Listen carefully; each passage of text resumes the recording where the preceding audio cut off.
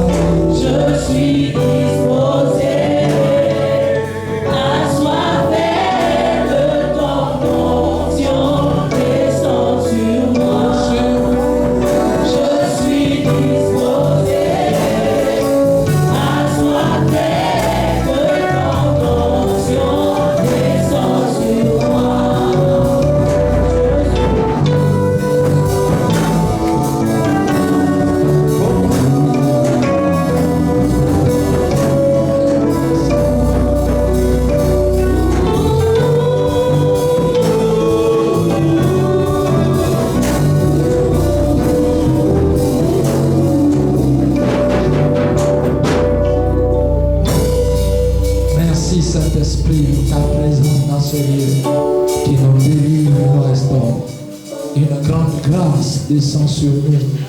Nous sommes disposés, nous sommes assoiffés de recevoir de toi ta puissance qui nous libère, qui nous restaure.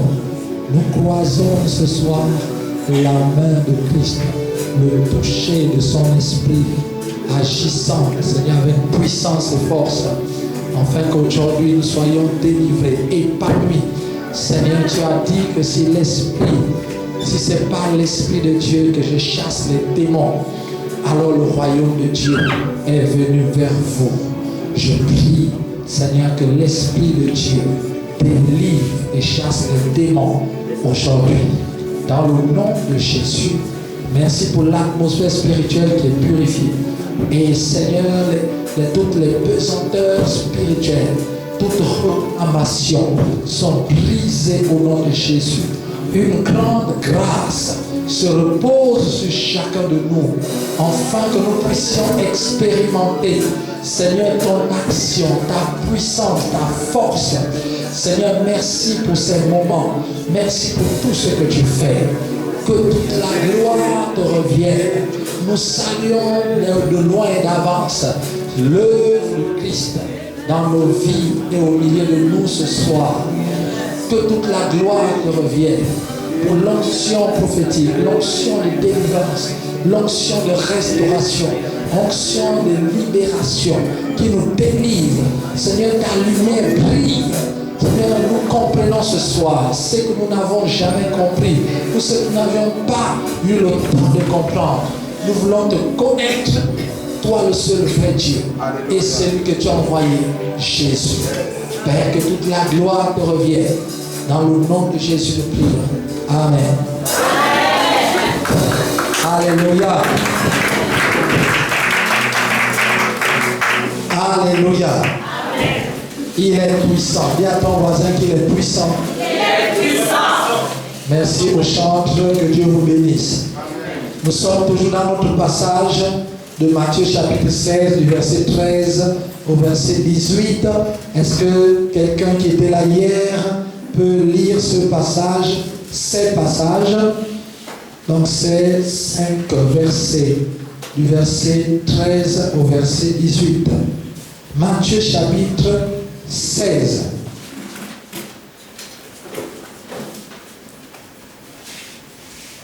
Quelqu'un est-il à la page? Jésus, étant arrivé dans le territoire de Césarée de Philippe, demanda à ses disciples: Qui dit-on que je suis, moi, le Fils de l'homme? Il répondit: Les uns disent que tu es Jean-Baptiste, les autres Élie, les autres Jérémie et l'un des prophètes. Et vous, leur dit-il, qui dites-vous que je suis? Simon-Pierre répondit: Tu es Christ, le Fils de Dieu vivant, le Fils du Dieu vivant. Jésus répondant la parole, lui dit: Tu es heureux, fils Simon, fils de Jonas, car ce ne sont pas la chair et le sang qui t'ont révélé cela, mais c'est mon Père qui est dans les cieux. Et moi, je t'ai dit que tu es Pierre, et que sur cette pierre je bâtirai mon église, et que les portes du séjour de mort ne prévaudront point contre elle. Amen. Amen. Alléluia. Amen. Il dit, hier nous avons vu la révélation de Pierre. Pierre qui est né Simon et que Dieu a changé en Pierre par la puissance de Dieu. Et nous avons vu que sans ce changement, nous aurons une vie chrétienne comme tout le monde. Une vie chrétienne un peu médiocre. Parfois ça marche, parfois ça ne marche pas. Quand on a envie, on vient. Quand on n'a pas envie, on ne vient pas. On aura l'impression qu'on fait plaisir aux gens. On aura l'impression qu'on sert Dieu et les choses ne marchent pas dans nos vies. Ça, c'est la dimension de chrétien qui est restée au niveau de Simon. Mais Jésus dit, comme tu as su que je suis le Christ, alors je te dis, toi tu es Pierre, tu n'es plus Simon, tu es Pierre. Et sur ce rocher, sur cette révélation de Christ, je bâtirai mon église. Alors, nous avons vu dans la définition que Pétra, c'était le rocher. Et les pierres se détachent du rocher. Il y a un lien direct entre la pierre et le rocher qui est en bas, qui est même dans le sous-sol. En voyant les pierres qui sont à la surface, nous pouvons imaginer à quel type de roche nous avons en bas. Parce que ces pierres vont sortir et vont donner l'identité de ce qui est en bas. Donc il y a un lien entre le rocher et la pierre. Et donc, Dieu est en train de nous montrer que le Christ, lui, il travaille directement avec la pierre. Il ne travaille pas avec Simon. Simon est fils de Jonas. Il dit, voilà pourquoi il dit, tu es heureux Simon. Il précise fils de Jonas. Simon, c'est le fils de Jonas. C'est le descendant de l'humanité. C'est le prolongement du caractère de Jonas. Tel est Jonas, tel sont Simon. Toi, tu es fils de Jonas. En d'autres termes, tu viens de Jonas. Fils, ça veut dire venu de sortie de. Voilà. Et père, ça vient de Av, ça veut dire l'origine de toute vie. Il n'y a pas de père s'il n'y a pas de fils. Et il n'y a pas de fils s'il n'y a pas de père. Parce que la définition de père, c'est simplement l'origine de toute forme de vie. L'origine de la vie. Et donc, le fils, ça veut dire sorti de. Le fils sort de quelque part. Donc, le fils est le prolongement du père. Le fils sort du père. Si vous n'êtes pas fils, vous ne pouvez pas avoir de père. Et si vous n'êtes pas père, vous ne pouvez pas avoir de fils. Donc, si nous disons que nous sommes enfants de Dieu, nous appelons Dieu notre Père, ça veut dire que nous sommes ses fils et ses filles. Nous sommes sortis de lui. Donc Dieu n'a pas de fils et Dieu n'est pas notre Père si nous ne sommes pas sortis de lui.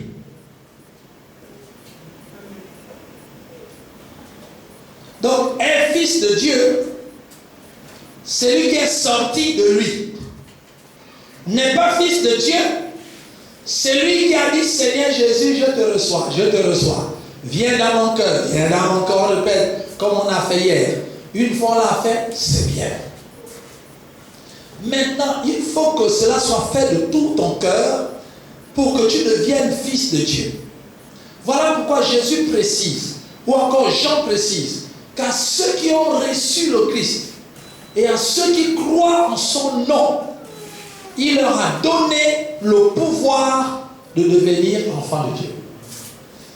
Devenir enfant de Dieu en Christ, ce n'est pas une volonté de l'homme.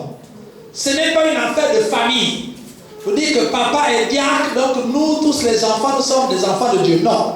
Ce n'est pas la volonté de l'homme. C'est-à-dire que même un homme de Dieu ne peut pas venir dire maintenant je déclare que tu es fils de Dieu. Nous croyons seulement que nous sommes fils de Dieu. En fait, personne ne peut savoir avec exactitude si l'autre est fils de Dieu.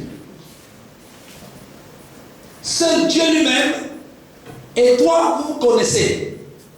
Parfois, nous-mêmes, on se ment nous-mêmes, on se croit être enfant de Dieu, alors qu'on ne l'est pas. Mais Dieu seul sait. Il dit à tous ceux qui l'ont reçu et à ceux qui croient en son nom, il leur donne le pouvoir de devenir enfant de Dieu. Lorsqu'on reçoit quelqu'un, oh, je suis venu à Port-Gentil, on m'a reçu. L'église de Port-Gentil m'a reçu. Ils nous ont reçus en ouvrant la porte et nous sommes rentrés. Et ils nous ont reçus parce qu'ils ont pris soin de nous. Ils prennent soin de nous. Ils nous ont reçus parce qu'ils me laissent faire ce pourquoi je suis venu faire. Donc ils m'ont reçu.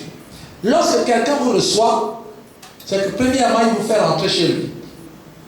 Mais quand il vous fait rentrer chez lui, s'il ne vous dit pas de vous asseoir et que vous restez debout pendant tout le temps, quand vous repartirez, vous direz que je n'ai pas été bien reçu. Ou si vous arrivez dans la maison et que le monsieur dise, écoutez, ici là il n'y a pas assez de chambre pour dormir, donc vous étrangers, vous allez dormir à la cuisine.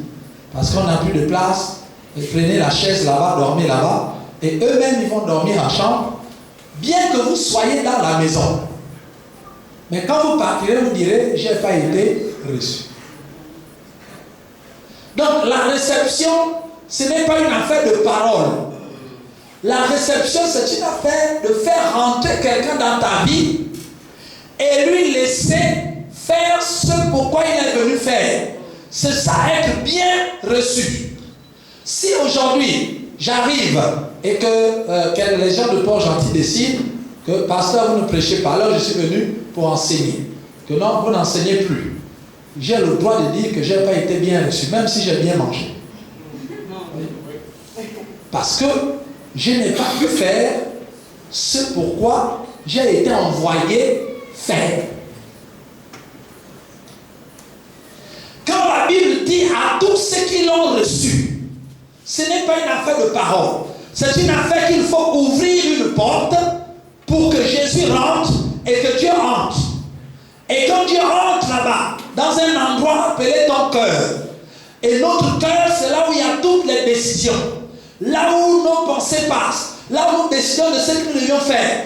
Tout ce qui fait notre vie est dans notre cœur. C'est notre cœur qui est le moteur de tout. Nous pensons, nous imaginons, nous programmons, nous faisons tout à partir de notre cœur. C'est là-bas où Jésus veut rentrer. Et donc quand il rentre, il faut bien qu'il fasse ce pourquoi il est venu faire. C'est-à-dire transformer ta vie, enlever le mal et te changer complètement. Te faire naître, t'enseigner des nouvelles choses et t'amener à obéir à Dieu. Donc même si vous avez reçu Jésus, vous avez fait la prière de repentance. Jésus est rentré dans votre cœur. Ok, il est dans votre cœur. Question, que fait-il dans votre cœur? Il y a des gens qui ont reçu Jésus et après c'est fini. Ils font de leur vie ce qu'ils veulent. Quand ils veulent se fâcher, ils se fâchent. Quand il veut plus aller à l'église, il ne part pas. Quand il veut s'énerver, il s'énerve. Quand il veut pécher, il pêche. Il fait comme il veut. Mais seulement il a reçu Christ. Vous avez reçu Jésus. En fait, c'est comme si Jésus était debout dans votre maison. Vous ne lui avez pas donné s'asseoir. Vous ne lui avez pas demandé ce qu'il est venu faire. Vous ne lui laissez pas faire ce qu'il est venu faire. Donc, en réalité, à la fin, vous ne l'avez pas vraiment reçu.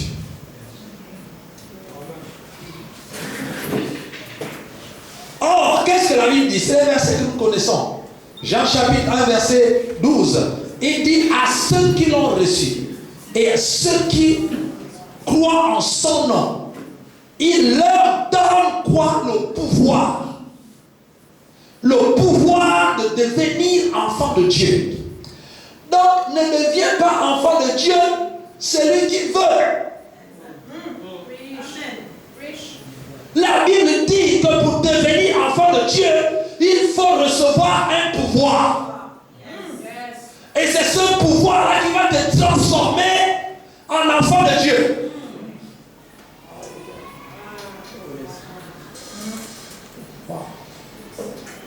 Mais à tous ceux qui l'ont reçu et à ceux qui croient en son nom, il leur a donné quoi? Le pouvoir.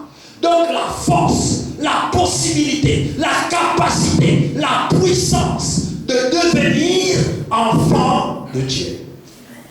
Donc ce qui nous fait devenir enfant de Dieu, ce n'est pas la présence de Jésus seulement dans notre cœur, mais c'est le fait que Jésus, là, qu'on le laisse nous donner le pouvoir de devenir. Donc il y a un pouvoir, une force et une puissance qui va transformer Simon en Pierre. Une puissance qui est capable de transformer une plante, un roseau en pierre. C'est impossible. C'est-à-dire, il n'y a aucune technologie qui peut prendre une plante. Vous ne pouvez pas prendre l'oseille, les feuilles d'oseille ou les feuilles de manioc et les transformer en cailloux. Ce n'est pas possible. Ça n'existe pas. Il n'y a pas une... La Bible nous dit que la puissance de Dieu a la capacité de nous changer complètement de nature, d'enlever, de prendre une plante et d'en faire un caillou, de prendre un être humain fragile et en faire un caillou. Donc une roche qui n'a plus rien à voir avec la nature de départ. C'est complètement différent. Et il nous bascule dans un autre règne qu'on appelle le règne liturgique, le règne des roches. Là-bas, on est déjà en milliards d'années, on n'est plus à 100 ans. On a changé complètement d'échelle de valeur, d'échelle de vie. On a totalement changé dans le monde spirituel. La Bible dit que cette puissance-là, qui a la capacité de changer l'être humain, c'est un pouvoir qui est donné par Jésus lorsqu'on le reçoit bien.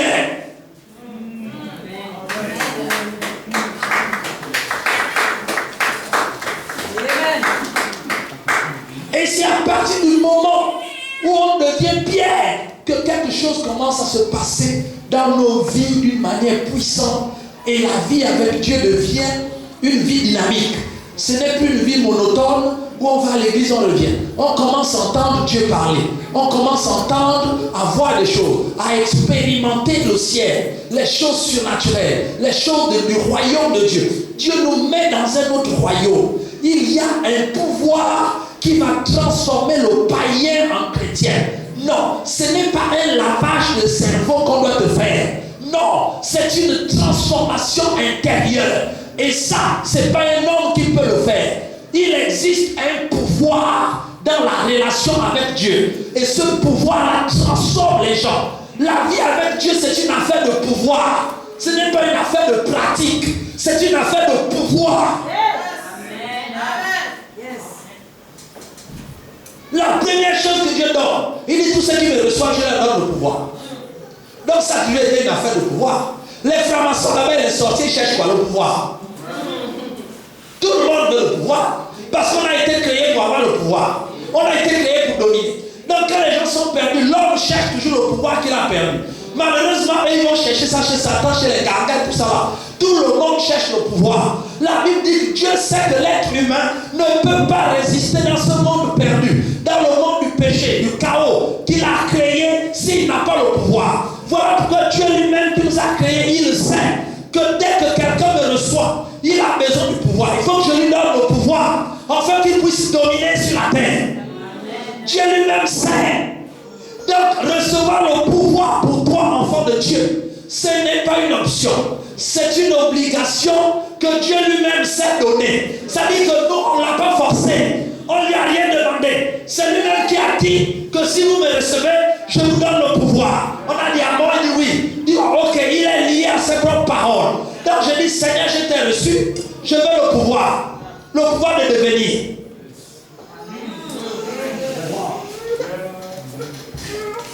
Donc lorsque je me lève, quand je m'arrête devant un sorcier, lui il montre son pouvoir. Parce qu'il est allé chez Satan. Satan lui a donné un pouvoir. Et moi je suis allé chez Christ. Christ m'a donné un pouvoir. Donc quand on arrive, on essaie maintenant les pouvoirs. On va voir qui a le plus grand pouvoir. Parce que mon royaume est supérieur au royaume des ténèbres. Ne priez pas. Je suis en train de parler du pouvoir. Et le pouvoir là c'est Christ. Je vais vous expliquer un peu. Ne tremblez pas devant les sorciers. Parce que leur pouvoir, est-ce qu'ils ont le pouvoir? Oui, ils ont le pouvoir. Ils ont le pouvoir. Mon frère, les sorciers ont le pouvoir. La preuve, c'est que vous savez ce qu'ils font dans vos familles. Donc, il y a un pouvoir. Le problème, c'est toi. Est-ce que tu sais que tu as ton pouvoir? Donc, pourquoi tu vas empêcher le sorcier de manifester son pouvoir? Il a reçu le pouvoir. L'être humain doit manifester le pouvoir. Donc, l'être humain a été créé pour exercer le pouvoir. Malheureusement, il allait prendre le pouvoir là, il ne faut pas. Maintenant, tu ne peux pas lui empêcher d'exercer son pouvoir. Il a reçu un pouvoir, il doit l'exercer. Le problème, ce n'est pas lui. Le problème, c'est toi. Si toi, tu dis que tu es enfant de Dieu et que tu es avec Dieu, où est ton pouvoir? C'est une affaire de pouvoir. La vie chrétienne, ce n'est pas les alléluia, amen. C'est une affaire de pouvoir. Jésus n'a jamais dit qu'à tous ceux qui me reçoivent, tous ceux qui croient en mon nom, je leur laisserai dans les églises. Je leur donnerai les responsabilités de diacre, de pasteur, de bishop, d'apôtre. Non, il a dit la première chose. Je sais que l'être humain a toujours besoin du pouvoir. Donc si je veux attirer les égards, il faut que je leur donne le pouvoir. Donc c'est une affaire claire. La première chose, le premier cadeau que Dieu donne aux chrétiens, c'est le pouvoir. Ça c'est la première chose. C'est pas d'abord les maisons, c'est pas d'abord les voitures, c'est pas d'abord les mariages, c'est le pouvoir. C'est le pouvoir. Le pouvoir de devenir. C'est le pouvoir de devenir. Je suis en train de dire à quelqu'un que si tu as reçu Jésus dans ta vie un jour, tu as le pouvoir. Même si tu cherches les autres choses parce que tu ne sais pas que Dieu t'a déjà donné le pouvoir. Tu as le pouvoir. Et la Bible dit que ce pouvoir-là, c'est le pouvoir de devenir. Ça veut dire qu'avec le pouvoir de Dieu, tu deviens ce que Dieu veut que tu sois. C'est le pouvoir de devenir. Donc, lorsque Dieu te sauve, il ne te donne pas d'abord les biens matériels. Non. Dieu, quand il te sauve, il ne te donne pas d'abord l'argent. Non. Il te donne le pouvoir de devenir riche. Il te donne le pouvoir de devenir homme puissant. Il te donne le pouvoir de devenir ce que tu veux. Les rêves que tu vois souvent, Dieu te donne le pouvoir de devenir ça. Si tu veux voyager, Dieu ne te donne pas les voyages. Non, il te donne le pouvoir de devenir quelqu'un qui voyage.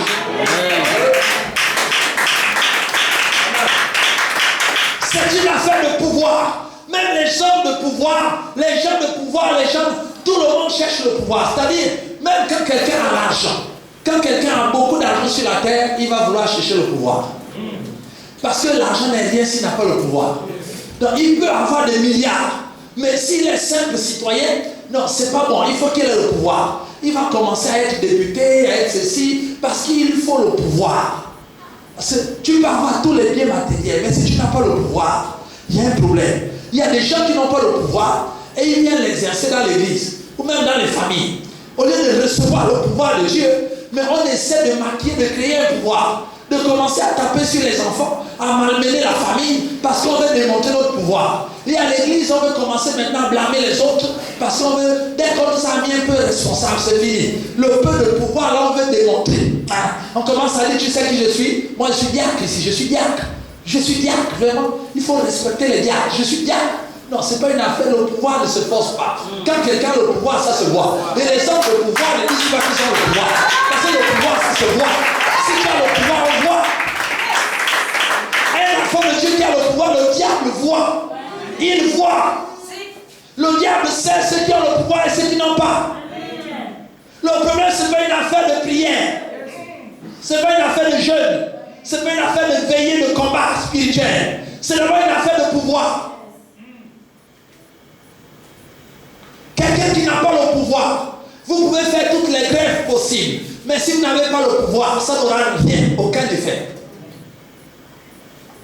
Donc, ce qui compte, c'est le pouvoir. Et Dieu nous donne le pouvoir à ceux qui le reçoivent. Et qui laissent Dieu agir dans sa vie.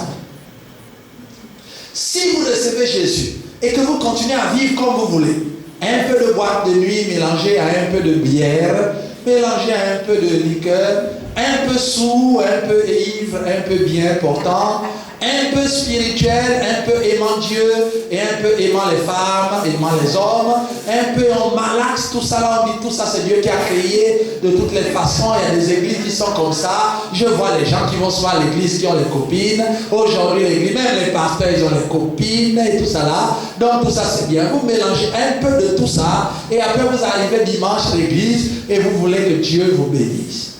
Dieu va vous bénir sur quoi? La bénédiction va tomber sur quoi? Sur le péché. Et vous voulez que le diable ne vous attaque pas. Mais comment le diable ne va pas vous attaquer? Puisque vous avez un peu de lui et un peu de Dieu. Un peu de lui et un peu de Dieu. Donc le diable va forcément attaquer. Quand vous venez prier dimanche, le diable il est loin parce que vous êtes dans la présence de Dieu. Dès que vous sortez, il sait qu'il va vous attendre chez le copain à l'autre côté là-bas. Quand vous arrivez, vous êtes dans son royaume. Mais il bouffe et il vous détruit. Toutes les impositions de main qu'on a fait à l'église, ça finit dimanche soir chez le copain. Parce que le diable va tout récupérer. Vous êtes dans son royaume. Et la vie chrétienne tourne comme ça. Ça tourne, et vous perdez du temps, et votre vie n'avance pas, et on accuse que le diable est fort. Le diable n'est pas fort pour les enfants de Dieu. Nous l'avons vaincu. Par le sang de l'agneau, la part, c'est fini, nous l'avons vaincu. Mais il est fort si on va le trouver dans son royaume. Écoutez-moi, si quelqu'un est en prison, le plus grand bandit, on l'a mis en prison. L'homme le plus fort, par exemple, du Gabon, on l'a attrapé, on l'a mis en prison. Donc il n'est plus fort. Il est en prison. Et toi, tu n'es pas en prison. Et vous commencez à parler mal contre lui. Vous parlez mal contre lui. Il ne peut rien vous faire parce qu'il est en prison. Il est isolé. Maintenant, vous qui parlez mal contre lui, vous qui lui avez vraiment fait des gestes pour dire que oui, toi, parle encore, tu verras. Et c'est fini, tu es fini, tu es détruit, je te piétine, je t'attache, je te fais ceci. Tout cela, tu ne vois pas de réaction parce qu'il est en prison. C'est parce qu'il est en prison que tu ne vois rien. Parce que Dieu l'a mis en prison. Imagine maintenant que toi, on te prenne et qu'on te mette dans la même cellule que lui. Il n'est pas sorti de prison. Il est toujours en prison. Mais c'est toi qui vas le trouver dans sa cellule.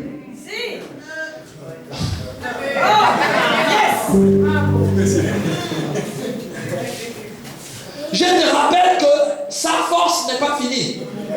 C'est parce qu'il est en prison qu'il n'arrive plus à s'émouvoir. Mais il est toujours fort. Mais imagine maintenant que tu rentres dans la même cellule que lui. Et on te ferme là-bas, tu es avec lui. La question que je te pose, cet homme-là, il sera toujours fort ou il ne sera pas fort? Est-ce que sa force est partie parce qu'il est en prison? Mais la prison l'empêche de manifester sa force. Mais si on te met à l'intérieur avec lui, tu verras qu'il est toujours fort. C'est ça le problème des chrétiens. Le diable a été vaincu par Christ, mais les chrétiens passent le temps à aller où se trouve le diable.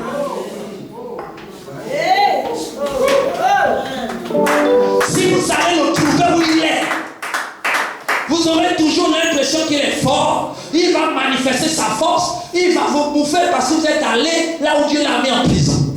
Il a été condamné dans le royaume des ténèbres. Il a été condamné aux ténèbres. Ça, c'est la première condamnation à la première instance du jugement. La deuxième condamnation, deuxième instance. Donc, quand le diable a fait appel, Dieu a dit c'est pas grave. Il a fait appel, on fait le jugement. Et le deuxième jugement, condamnation, c'est le feu éternel. Donc la première condamnation, c'est les ténèbres. Deuxième condamnation, feu éternel. Donc quels sont les appels? C'est fini pour lui, c'est réglé. Maintenant, il est confiné dans les ténèbres. Toi, tu es un enfant de lumière. Les ténèbres, c'est sa prison. Il ne peut plus sortir des ténèbres, c'est là où Dieu l'a jeté. Maintenant, si toi, enfant de Dieu, tu quittes la lumière, pour aller le trouver là-bas dans les ténèbres, qu'est-ce qu'il va faire de toi? C'est comme si tu rentrais dans sa cellule. Voilà pourquoi pour beaucoup de chrétiens, le diable est encore fort. Parce que les chrétiens vont le trouver là où il est. Et les gens pensent que c'est le diable qui a quitté là où Dieu Jésus l'a laissé et est venu nous trouver dans l'église. Combattons mes frères, combattons. On n'a rien à combattre. C'est toi qui es allé chez lui. Là où on l'a mis en résidence surveillée. C'est là-bas que tu es allé. Donc avant de faire le combat spirituel, vérifie d'abord ta vie. Est-ce que ta vie est en règle? Est-ce qu'il n'y a pas quelque chose de Satan en toi? Avant de faire les combats spirituels. Écoutez, vous ne pouvez pas combattre quelqu'un dans sa maison. C'est lui qui vous loge et vous nourrit. Et tu te réveilles le matin, tu dis au nom de Jésus, je brise le propriétaire de cette maison. Je l'attache. Je coupe les pieds. Lui, qu'est-ce qu'il va faire? Il va seulement fermer les portes. Puis se tient dedans. Il dit seulement bouclez-moi toutes les portes. Je vais voir. Est-ce que quelqu'un va acclamer le Seigneur?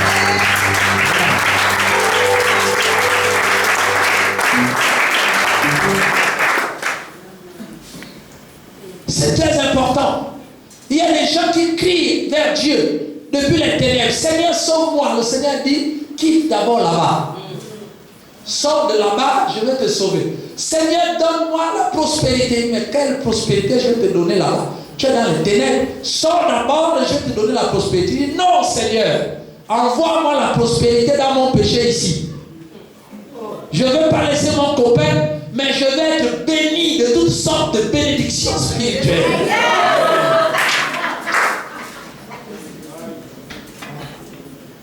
Ça, c'est les chrétiens.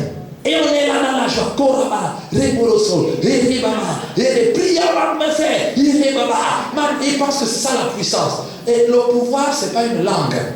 Je vous rappelle que le pouvoir, ce n'est pas une langue. Nous parlons de pouvoir. Le pouvoir, ce n'est pas une langue. Généralement, les gens qui ont le pouvoir ne parlent pas beaucoup. Les gens qui n'ont pas le pouvoir parlent beaucoup. Il n'y a qu'à regarder. Regardez la vie de tous les jours. Ceux qui font beaucoup de bruit, c'est ceux qui n'ont pas le pouvoir. Parce qu'il faut qu'ils fassent beaucoup de bruit pour se faire entendre. Celui qui a le pouvoir, il ne fait pas le bruit. Il arrive seulement, vous êtes là, vous faites la queue, vous boudez, vous faites tout ce que vous voulez. Lui, il arrive seulement, il ne parle pas, il se présente seulement. Je m'appelle tel. Il donne seulement le nom. Je suis tel. Dès qu'il a dit je suis tel, vous-même, vous imaginez déjà même là où il travaille. Et si c'est vous qui êtes à la caisse, vous êtes obligé de dire à tout le monde là que écartez d'abord, laissez passer l'autorité.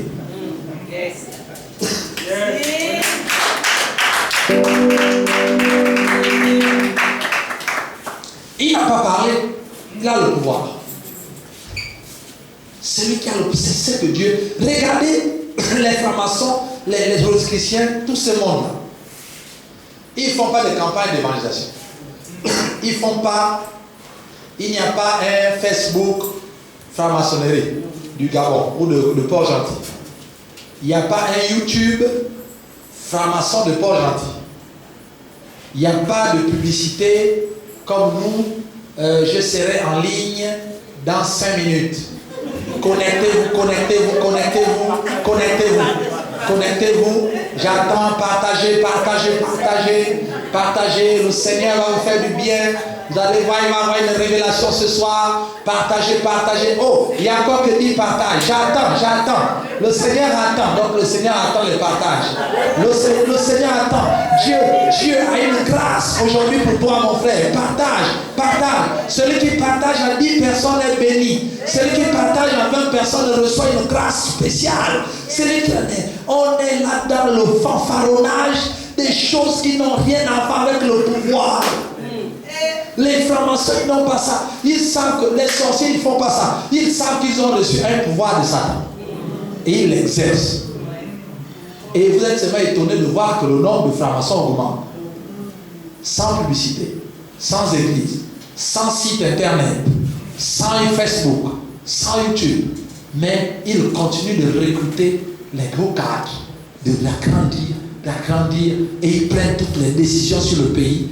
Et nous, les chrétiens qui sommes plus nombreux, nous sommes là toujours en train de bouder. Nous ne sommes pas d'accord. Nous ne sommes pas d'accord avec cette décision. Donc pendant que nous boudons sur nos Facebook, YouTube, hein, eux, ils prennent les décisions. Ils prennent ça à l'Assemblée nationale, tranquille. Ils savent qu'ils ont le pouvoir. Les autres là, ils ne savent pas qu'ils ont le pouvoir. Donc ils ne parlent même pas. Ils font que prendre les décisions. Vous allez voir, on ne met pas les bavettes. Aujourd'hui, on met les bavettes. Après, on dit, vous verrez. Nous, en tout cas, Jésus est Seigneur de cette nation. En tout cas, vous allez voir ce que vous allez voir. Le Seigneur règne dans cette nation. En attendant, c'est d'abord les sorciers qui règnent. C'est les francs-maçons qui embauchent les francs-maçons, qui laissent les chrétiens. Mais tous les dimanches, quand nous arrivons dans les églises, on dit, le Seigneur règne. Le Seigneur règne. Le Seigneur règne où? Vous êtes sûr que si le Seigneur régnait sur le Gabon règne comme ça? Arrêtons un peu ces discours trop religieux.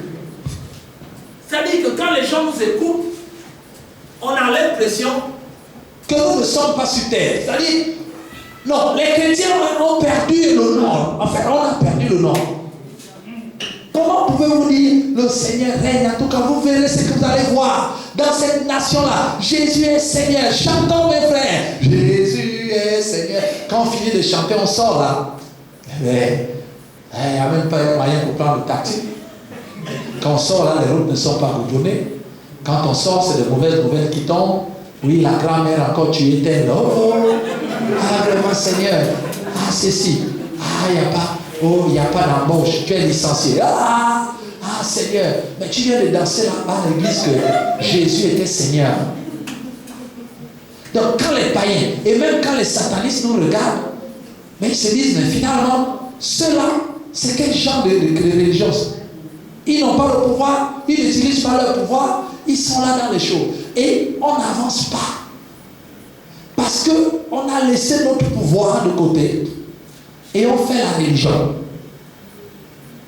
Tu peux jeûner et prier. Celui qui a le pouvoir, il n'a pas besoin de jeûner. Les chrétiens jeûnent pour que Dieu leur donne un lieu pour faire le culte. Ceux qui ont le pouvoir, ils ne jeûnent pas. Ils prennent le téléphone et ils disent réservez-moi telle salle. Et c'est fait. Donc, pour avoir la même salle, quelqu'un de dehors, il a un coup de fil, 1 minute. Les chrétiens, ils ont 1 semaine de jeûne et prière. 3 semaines, jeûne de Daniel, pour avoir une salle. Et nous sommes contents avec ça. Ça, ce sont des signes des gens qui n'ont pas le pouvoir. Et qui n'ont pas le pouvoir. Je parle du pouvoir spirituel. Je ne parle pas du pouvoir politique où vous êtes des présidents. La République, il n'y en a qu'un. On ne va pas tous être présidents. Ce n'est pas ce pouvoir-là que nous aussi, maintenant, on va être maire de Port-Gentil. Non, ce n'est pas ça. C'est le pouvoir spirituel. Parce que c'est dans le spirituel que tout se décide. Tout ce qui se fait naturellement, ça se fait dans le spirituel. Mais le pouvoir de Dieu, il s'appelle Christ.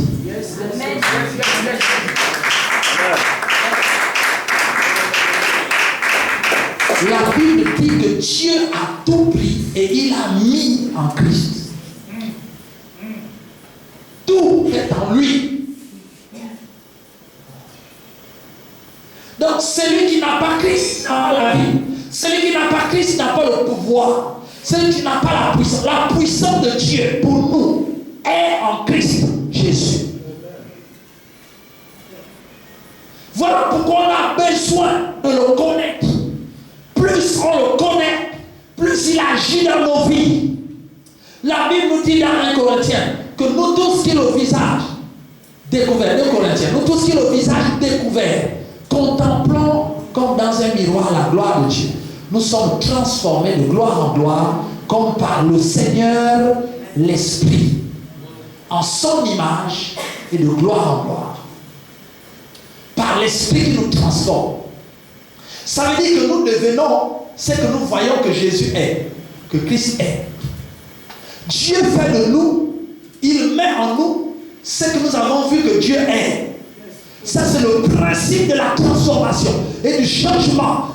Comment le Seigneur, l'Esprit, change les gens. Le Saint-Esprit n'est pas venu pour parler en langue, non. Il nous a donné une langue. Lui, il n'est pas venu parler seulement langue. Il nous a donné. La langue est un don. Les dons, le parler en langue, là, c'est un don. Mais ce n'est pas ça le Saint-Esprit. C'est comme il y a une différence entre le français et le prof de français.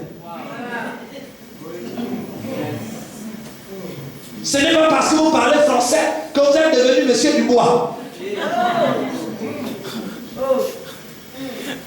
Donc, parler en langue, ce n'est pas le Saint-Esprit. C'est la langue que le Saint-Esprit t'a donnée. Mais ce n'est pas lui le parler en langue. Donc, le fait de dire Ré Baba, ça ne veut pas dire que tu es puissant. Ça ne veut pas dire que le Saint-Esprit est là. Ça veut dire que tu as reçu la langue de l'Esprit qui t'a donné. Et le français, le prof de français qui t'a enseigné le français n'est plus aujourd'hui avec toi. Mais tu continues à parler français. Est-ce que quelqu'un me comprend? Vous pouvez continuer à parler en langue donnée par le Saint-Esprit sans le Saint-Esprit. Il n'a qu'à donner, il est parti.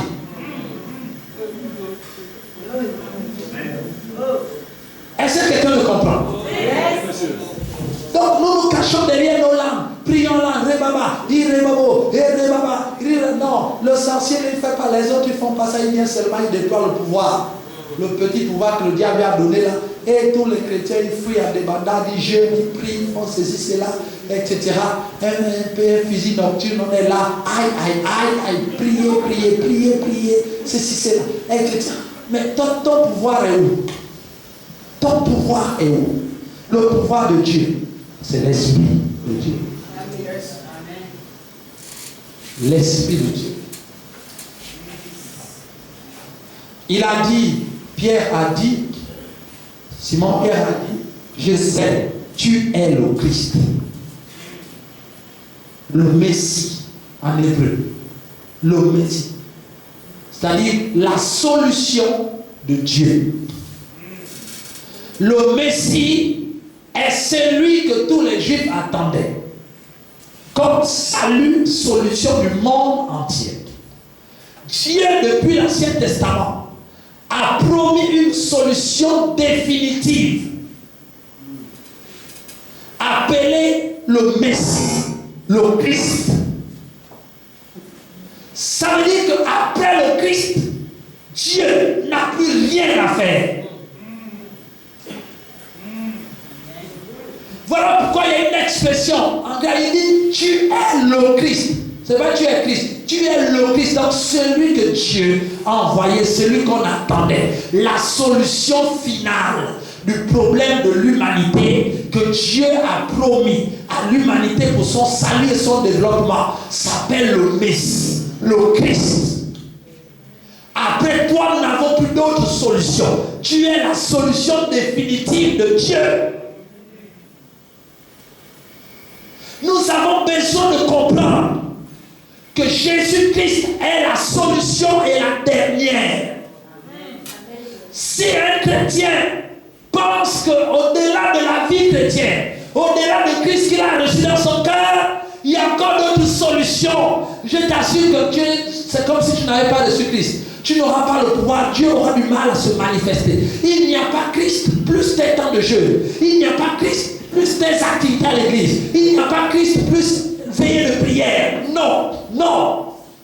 Si quelqu'un pense qu'après avoir reçu Christ, il y a encore un autre élément qui va déclencher sa vie, solutionner sa vie que Jésus-Christ, ça veut dire que vous n'avez pas compris qui est le Christ que vous avez reçu. Parce que le Christ est la solution finale.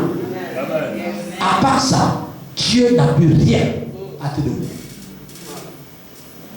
La compréhension doit être claire à ce niveau. Pour ce que Dieu a se trouve en Jésus-Christ, se trouve en Christ. Donc lorsque je prie Christ, lorsque solution finale. C'est-à-dire qu'après ça, je n'ai plus d'autre solution. Donc je ne peux plus faire le vantard. Si je rate ça, c'est fini. Lorsque je m'approche de Dieu, je suis dans cette atmosphère.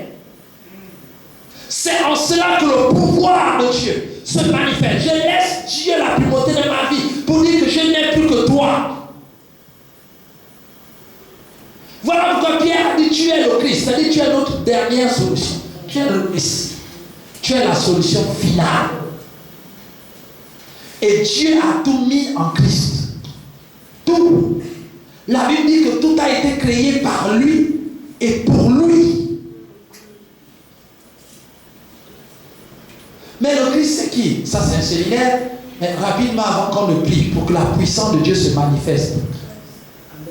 Le Christ, la dimension Christ de Jésus, c'est l'Esprit de Dieu descendant sur lui. Jésus, l'Esprit de Jésus, en tant qu'homme, et l'Esprit de Dieu qui vient sur Jésus. Voilà pourquoi Jésus va dire, qui dites-vous que je suis, moi le Fils de l'homme? C'est-à-dire qu'il a des tâches bien pour savoir que je me suis fait 100% homme. Je suis un homme. Et je suis aussi 100% Dieu par ma partie spirituelle. Et 100% homme par ma partie physique et humanitaire. Et vous me connaissez en tant que fils de l'homme. Est-ce que vous me connaissez dans ma dimension spirituelle de Christ? De ce que Dieu a fait de moi. Et il avait besoin de se rassurer dans ce niveau avant d'avancer. L'Esprit de Dieu n'agit pas sur la terre au hasard. Ce n'est pas un film d'horreur où l'esprit se balade. Non. Le Saint-Esprit a une manière d'agir sur la terre que Jésus a inaugurée, qu'on appelle le Christ. Le Christ, c'est l'activité du Saint-Esprit dans les vies de l'être humain. C'est un mélange de l'être humain et de Dieu.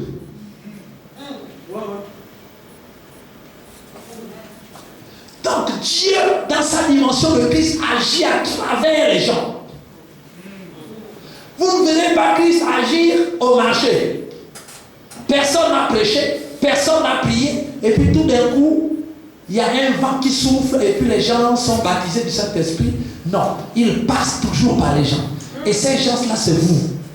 Voilà pourquoi il a dit à tous ceux qui l'ont reçu, et à tous ceux qui croient en son nom, il leur a donné le pouvoir. Mais en fait, le pouvoir, là, c'est une personne. C'est une personne, c'est l'Esprit de Dieu. L'Esprit qui sonde les profondeurs et le cœur de Dieu. Dieu nous a donné son cœur, son esprit. C'est par son esprit que nous avons eu la conviction de péché, de justice et de jugement. Et que nous avons confessé nos péchés. Donc ça, c'est par le Saint-Esprit. Une fois nous avons confessé, ça veut dire que nous avons été touchés par l'Esprit de Dieu. Et il a fait de nous les enfants de Dieu. Le pouvoir, c'est lui qui vient en nous et qui fait de nous les enfants de Dieu. Et notre pouvoir, c'est l'Esprit de Dieu qui agit au milieu de nous et en nous. Dieu nous l'a donné. Jésus a dit, il faut que je m'en aille. L'Esprit viendra. Il sera avec vous et il sera sur vous. Et il sera en vous. Et le pouvoir de Dieu agit. Regardez Jésus lui-même. Rempli de la parole. Dieu sur terre. En tout cas, la parole faite chair. Il a attendu 30 ans sans rien faire. Jésus, il va à la synagogue tous les samedis. Il écoute les scribes parler. Il dit Amen. Le démoniaque aussi dit Amen. Tout le monde dit Amen. Il se salue à la fin. Chacun rentre chez lui. Rien. Jésus savait qu'il était la parole. Il voyait bien les démons. Il voyait bien les maladies. Il les voyait parce qu'il est la parole. Il est Dieu. Ceux qui n'avaient pas le moyen d'agir.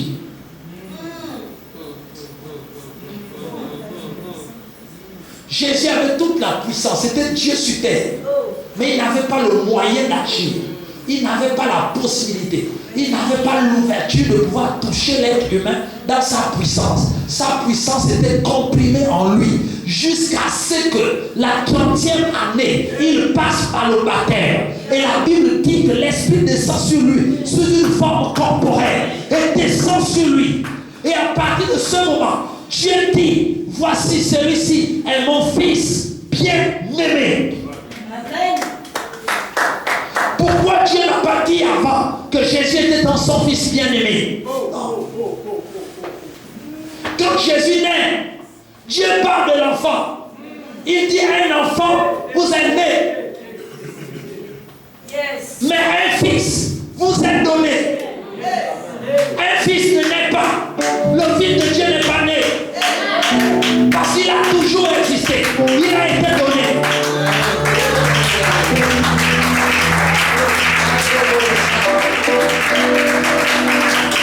L'enfant Jésus, formé dans le ventre de Marie, est né. Il dit un fils, un enfant vous est né. Donc un enfant, je vous ai donné un enfant. Un enfant vous est né. Mais un fils vous a été donné. Donc Jésus-Christ est un mélange d'un enfant humain avec le Fils de Dieu.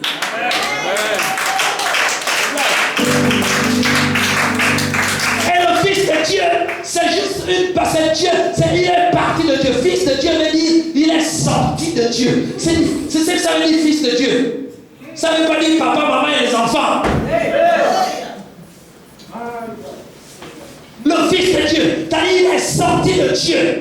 Dieu dit, je vous ai donné, ma parole s'est faite chair, sous la forme d'un enfant. Mais je vous ai donné une partie de moi. Et cette partie de moi, le moi qui est venu vers vous, que je vous donne comme cadeau et comme solution à vos problèmes. À partir de ce moment, il s'appelle Fils. Et donc Jésus était encore parole, faite chair. Il n'était pas encore fils. Parce que la parole n'est pas fils. La Bible dit que la parole était avec Dieu. Et la parole était Dieu. Donc la parole ne peut pas être fils. Personne n'a jamais appelé sa parole fils. Au moment où je suis en train de vous parler, il y a ma parole qui sort. La parole, c'est un ensemble de sons qui sont interprétés que vous comprenez. La parole n'a jamais été l'enfant de quelqu'un. C'est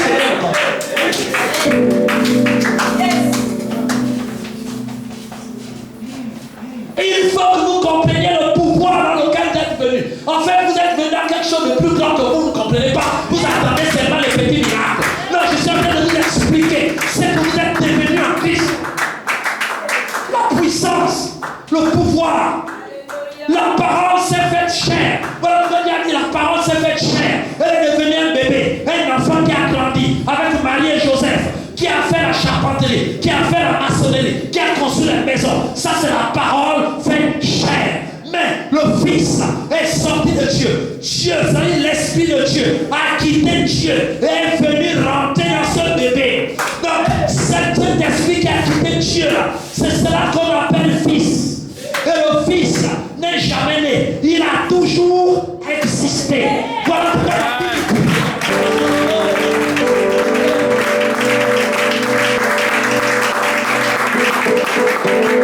Wow.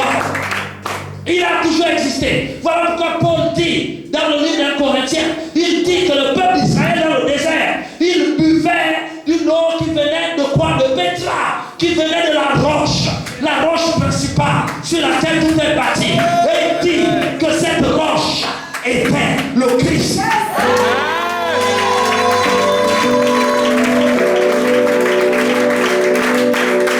Cette roche était l'Esprit de Dieu qui est parti de Dieu et qui est arrivé sur terre. La parole s'est faite chair, mais le Christ prend toutes les formes. Amen.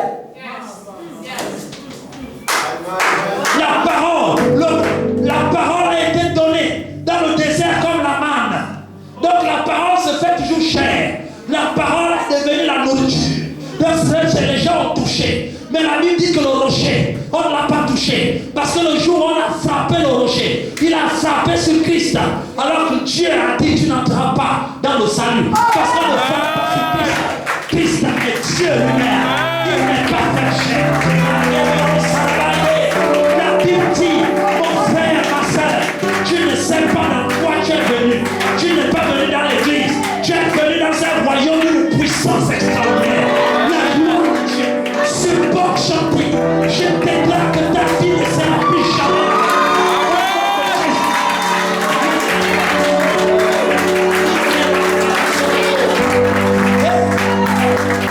La Bible dit que dans le désert, qu'est-ce qui a fait en sorte que leurs pieds ne se heurtent pas, qu'ils ne tombent pas malades? Parce qu'en réalité, ils avaient Jésus-Christ avec eux. Jésus descendait tous les matins sous la forme de la marne et il prenait une forme humaine, une forme qui se faisait chair. Et le Christ suivait en termes de pétrasse, de rocher, pour produire la puissance de l'onction, la vie, pour leur donner. Voilà pourquoi il a dit prenez le pain, mangez. Et si c'est pas bon, alors jetez les verres pour rentrer dans le pain. Mais le rocher, on ne touche pas. Ça c'est la puissance. Ça c'est la gloire de Dieu. Christ, l'Esprit de Dieu agissant dans le corps de Jésus. Jésus-Christ, la puissance de Dieu se manifestant avec autorité dans la vie d'un être humain. Voilà le plus grand miracle que Dieu ait jamais fait, c'est d'avoir créé le Christ. C'est-à-dire que l'Esprit de Dieu, Dieu peut se mouvoir dans un corps humain et un esprit humain. Miracle. C'est là où se trouve la puissance. C'est là où se trouve le pouvoir. Or, la Bible nous dit que personne d'entre nous ne peut dire que Jésus est Seigneur si ce n'est pas l'Esprit de Dieu. Ça veut dire que vous tous, vous êtes nés de nouveau, vous avez l'Esprit de Dieu, vous avez le pouvoir qui a créé les cieux et la terre. La Bible nous dit que Jésus a été déclaré, Romains chapitre 1 verset 2, que l'évangile que nous vous prêchons concerne Dieu et son Fils Jésus, qui a été déclaré Fils de Dieu par la puissance de l'Esprit. Donc Jésus n'est pas devenu Fils de Dieu parce qu'il a duré sur la terre. Il n'est pas devenu Fils de Dieu parce qu'il a eu 30 ans. Il n'est pas devenu Fils de Dieu parce qu'il était saint. La Bible dit qu'il est devenu Fils de Dieu par déclaration du Saint-Esprit.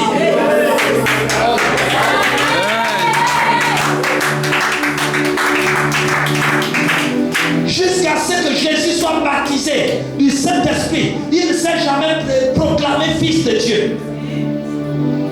Mais la Bible dit que c'est le Saint-Esprit qui a déclaré. La Bible dit qu'il a été déclaré Fils de Dieu par le Saint-Esprit. Ça veut dire que c'est un décret du Saint-Esprit qui a fait de Jésus le Christ et le Fils. La puissance de Dieu. Mon Père, Jésus n'est pas devenu Christ parce qu'il était Dieu fait chair. Il a été déclaré. Il y a eu une déclaration spirituelle dans les cieux, sur la terre et sous la terre. Qu'à partir de ce jour, l'homme Jésus que vous voyez sur la terre, je le déclare en vertu des pouvoirs qui me sont conférés en tant qu'Esprit de Dieu. Je déclare qu'à partir d'aujourd'hui, dans tous les mondes, vous accepterez et vous comprendrez qu'à partir de ce jour, je déclare l'homme Jésus, Fils de Dieu.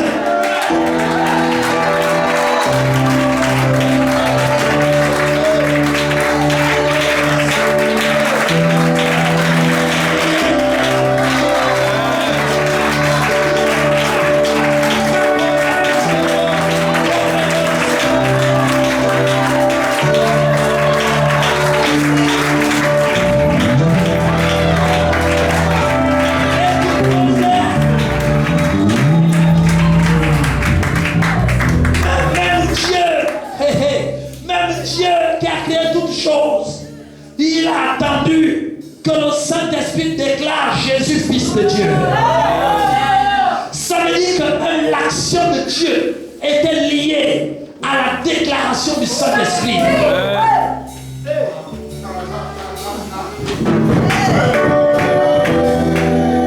Pendant 30 ans, Dieu était en Jésus fait chair parce que la parole est Dieu. Mais ce Dieu ne pouvait rien faire tant que le Saint-Esprit n'a pas déclaré Christ.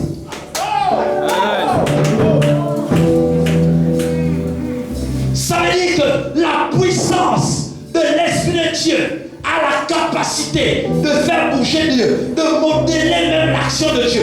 L'action de Dieu sur la terre est liée à la déclaration du Saint-Esprit. Et à l'action du Saint-Esprit, le pouvoir de Dieu. Quand il est quelque part, les démons fuient. La Bible dit que dès qu'il a été déclaré Christ et que le Saint-Esprit est descendu en lui et qu'il est devenu le Christ que Dieu attendait depuis longtemps, à partir de ce moment, le diable l'a reconnu. Je vous rappelle que pendant 30 ans, le diable a cherché à tuer Jésus. Il a tué tous les bébés, il a tué tout le monde. Il ne savait pas qui était le Sauveur.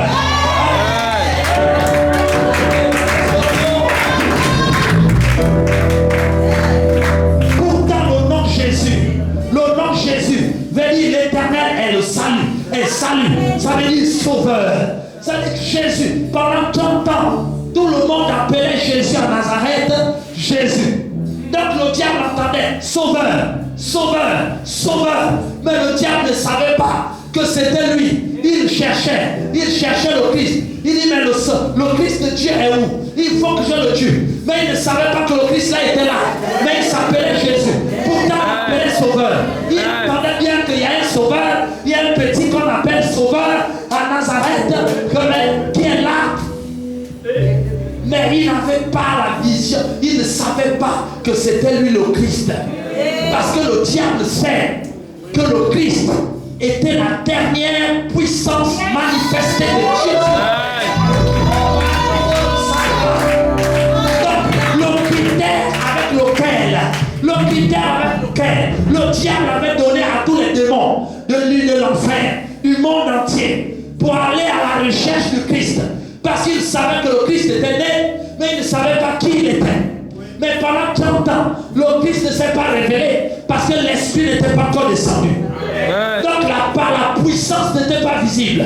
Donc le diable a dit à ses démons, vous le reconnaîtrez si vous voyez une puissance extraordinaire qui n'a jamais existé, c'est lui.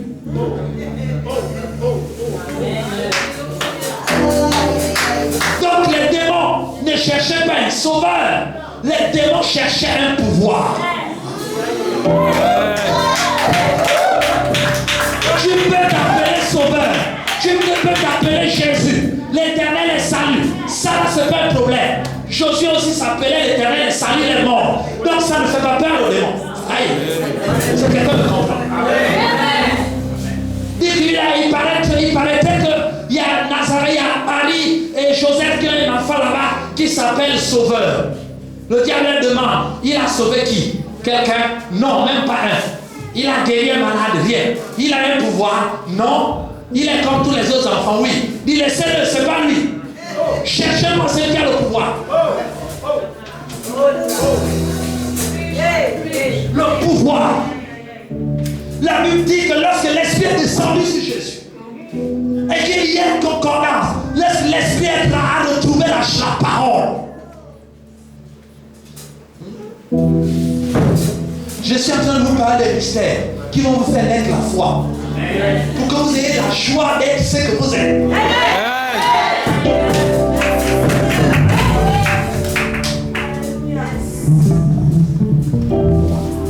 La Bible dit qu'une voix se fit entendre du ciel. Les chrétiens n'entendent pas la voix de Dieu parce qu'ils n'ont pas le Saint-Esprit, parce qu'ils n'ont pas Christ. Dès que le Saint-Esprit est descendu sur Jésus, une voix se fit entendre du ciel. Et les gens commencent à savoir. Dieu a dit celui-ci est mon fils. Celui-ci est mon fils. Pourquoi? Parce qu'avant, depuis que Jésus est né, jusqu'à l'âge de 30 ans, Dieu n'a plus jamais parlé. Lisez la Bible. Vous verrez plein d'endroits où Dieu a parlé. Depuis la naissance de Jésus jusqu'au baptême de Jésus, Dieu parlait par les anges. Vous allez voir que la naissance de Jésus jusqu'au baptême, Dieu a envoyé les anges. Il dit à Marie de fuir en Égypte. L'ange vient et dit va en Égypte. Maintenant revenez, Hérode est mort. Allez là-bas, faites ceci. Et il va voir le berger. Allez, le Christ est né. Allez le sang. Il n'y a que les anges qui se manifestent. Dieu n'avait plus jamais parlé. Pourquoi? Il faut que l'on comprenne le mystère. Pourquoi? Parce que quelqu'un qui n'a plus la parole ne peut pas parler.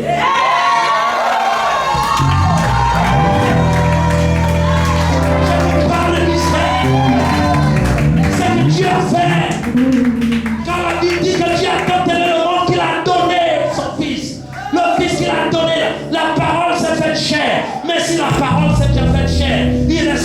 ciel, il n'y a plus la parole dans le ciel. S'il n'y a plus la parole dans le ciel, Dieu ne peut plus parler.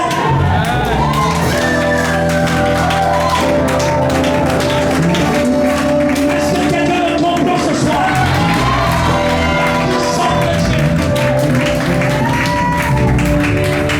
Pendant 30 ans, Dieu a été muet expressement. Dieu n'a plus jamais parlé. C'est les anges qui faisaient tout le travail. Parce que Dieu avait perdu sa parole. Quelqu'un qui n'a plus de parole ne peut plus parler.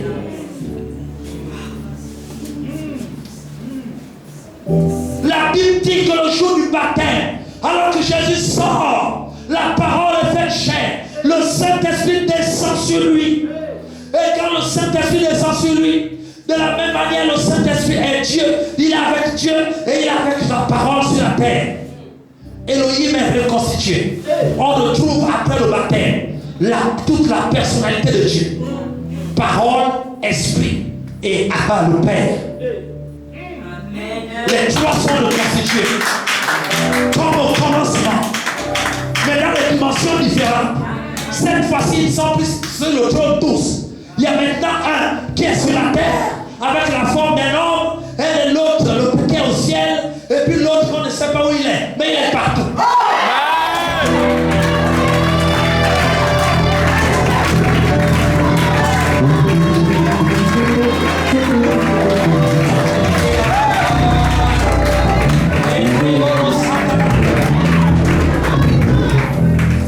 La première fois que Dieu s'est éclaté dans tous les mondes et dans tous les corps, il est en même temps humain, il est en même temps divin et il est en même temps esprit. Parce que la divinité est supérieure, elle est d'une autre dimension que l'esprit.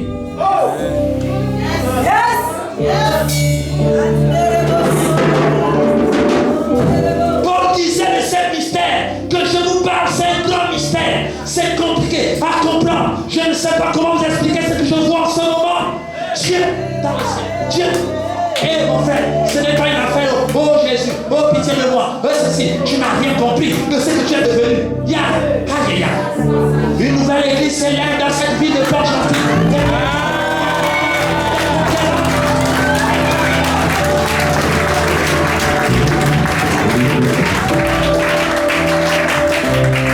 Des conquérants. Depuis longtemps, Dieu qui ne pouvait pas toucher l'homme à cause du péché, a maintenant un corps. Quand on demande Dieu où il dit je suis là, touchez-moi. Après on demande, il dit Dieu où il dit je suis dans le ciel. Avec Dieu où on dit je suis partout. Omniscient, omniprésent, omnipotent. Il dit mais Dieu où finalement? Parce qu'il a réussi à rentrer dans tous les mondes. Que le péché l'avait empêché de rentrer. Mais en Christ, par Christ, il a réussi à revenir sur le monde des vivants. C'est le plus grand miracle par la vertu du Saint-Esprit. En d'autres termes, le Elohim, d'après le baptême de Christ, c'est une autre. Il est tenu par le Saint-Esprit. C'est le Saint-Esprit qui reconstitue Dieu dans notre monde physique, dans le monde matière. C'est lui qui maintient Dieu dans le monde matière. S'appelle le Saint-Esprit.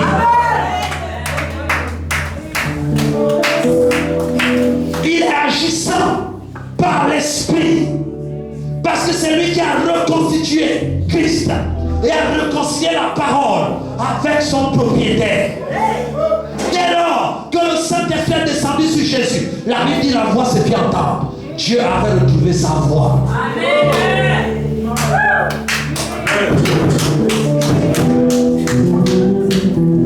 Tout ça a été rendu possible par le Saint-Esprit. Et à partir de ce jour, le diable a dit, oh c'est lui, c'est lui, c'est lui, c'est lui. Il dit, comment tu le sais? Il dit, je vois la puissance. La Bible dit, Jésus revêtu, rempli du Saint-Esprit.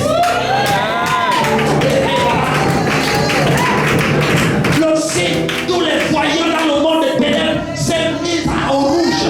Tous les warnings qu'on l'a retrouvé et tous les points GPS direct sur Galilée, sur ma chérie, il est là-bas, il est là. En Judée, il est là. Et toutes les caméras sataniques sont arrivé. Dites c'est lui. Vous l'avez reconnu comment? Dites c'est lui, le Christ. Il a la puissance. Il a la puissance que Dieu avait dit. C'est là sur lui. La puissance de l'Esprit de Dieu. Il dit à partir de ce moment, le diable a dit non, non, non, laissez-moi même. À ce niveau-là, vous ne pouvez pas. Vous ne pouvez pas. Ça, ce n'est que moi-même. Aucun démon ne s'est approché. Le royaume des ténèbres a mis pause sur les activités sataniques.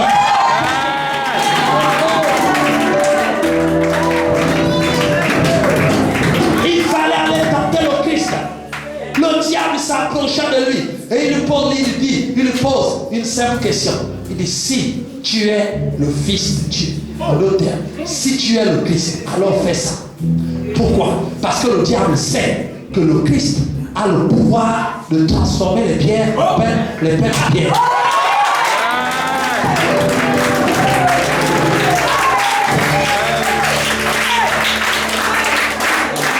Il sait qu'il a le pouvoir de le faire.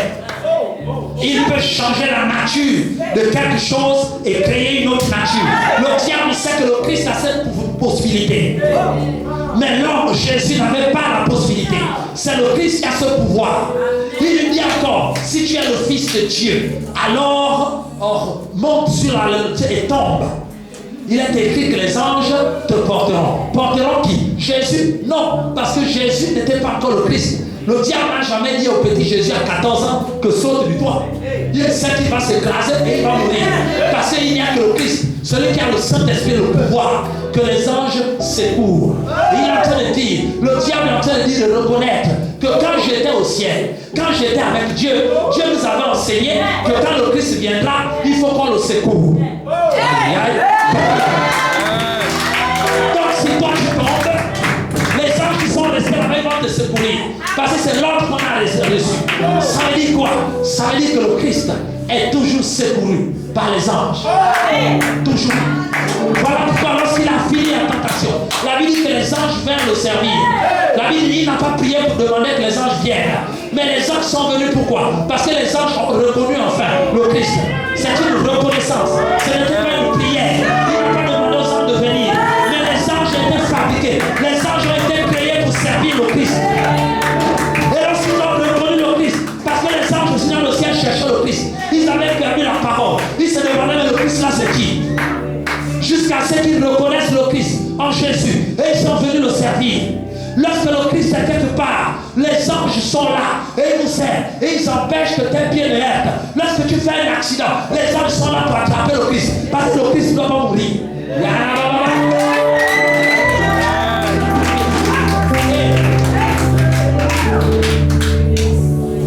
Il l'amène sur la montagne et il lui présente tous les royaumes. Il dit prosterne-toi et je te donnerai tout ça. Pourquoi? Parce que le diable sait que le Christ est propriétaire de tous les royaumes.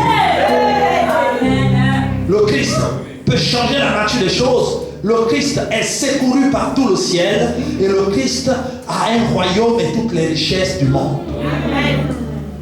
En d'autres termes, il a tout.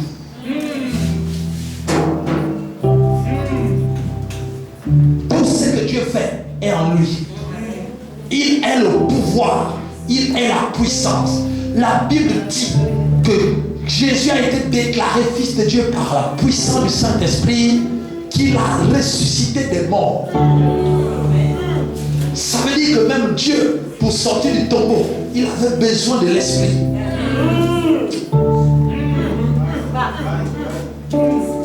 Si Dieu lui-même a besoin de l'action de l'Esprit pour sortir du tombeau, mon frère, Dieu qui a créé les cieux de la terre attend que son esprit se meure pour sortir du tombeau. Dieu lui-même attend l'action de son esprit.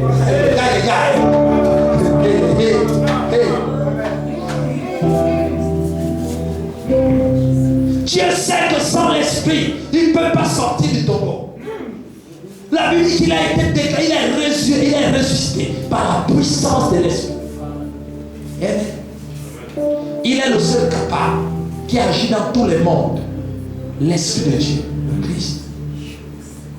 Il agit dans le ciel, il agit sur la terre, il agit en enfer en même temps. La Bible dit que lorsque Jésus est mort, son âme, il a dit que son âme est descendue en enfer. La Bible nous dit. La Bible dit que son corps est resté dans le tombeau.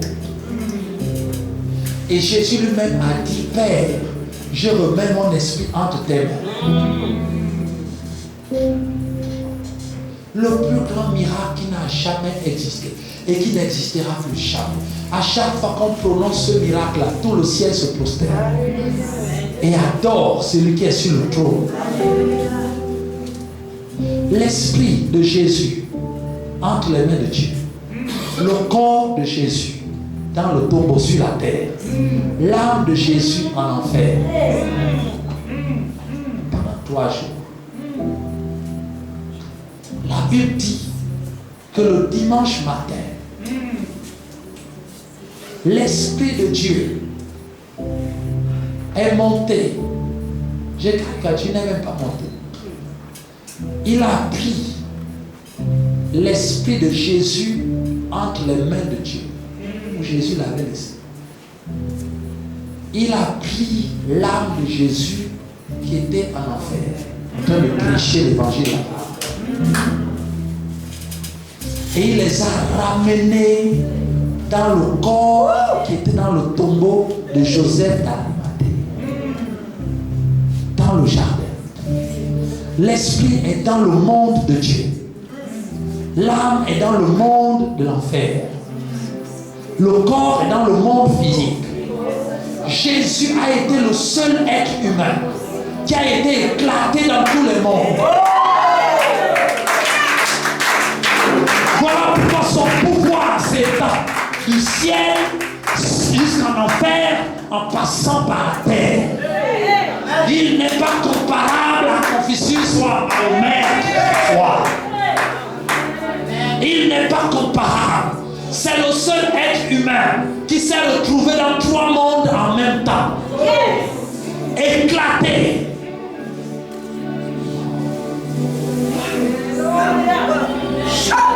La puissance du Saint-Esprit appelé le Christ. Il est monté au ciel. Il a dit, Père, rends-moi l'Esprit. La Bible dit que l'Éternel Dieu, quand il ouvre, personne ne ferme. Quand il ferme, personne n'ouvre. Qui est ce tête qui peut arracher dans les mains de Dieu ce qui est dans ses mains? La Bible dit que le Saint-Esprit est capable. Je ne parle pas de mon Saint-Esprit des églises.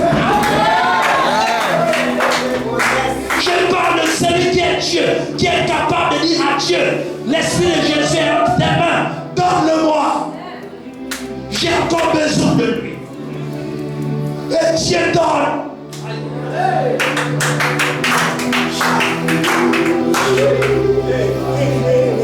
En même temps, il prend l'âme de Jésus en enfer, il remonte et il reconstitue Jésus sur la terre. Donc il prend le divin, il prend ce qui est en enfer, il ramène dans le monde des vivants et il reconstitue Jésus. L'esprit arrive du ciel et l'âme revient de l'enfer. Et au même moment, c'est la première fois qu'un homme a expérimenté le ciel, l'enfer et la terre en même temps. Il s'appelle Jésus. Il sait ce qui se passe au ciel en tant qu'homme. Il sait ce qui se passe en enfer en tant qu'homme. Et il a vécu sur la terre dans 3 ans. Il maîtrise les 3 mondes. C'est ce Jésus que tu as reçu.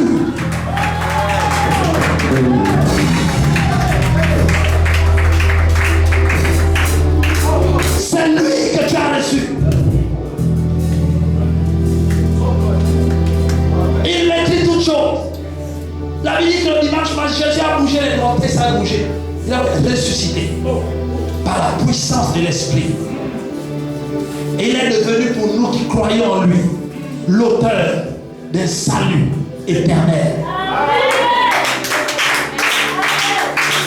Et il a dit à tous ceux qui l'ont reçu, tous ceux qui ont reçu ce Christ, reconstitué par la puissance de l'Esprit, ceux qui croient en son nom, il leur donne le même pouvoir qu'il a ressuscité, le même pouvoir qu'il a créé, le même pouvoir qu'il a mené. Il leur donne le même pouvoir afin qu'ils deviennent eux-mêmes aussi des Christ.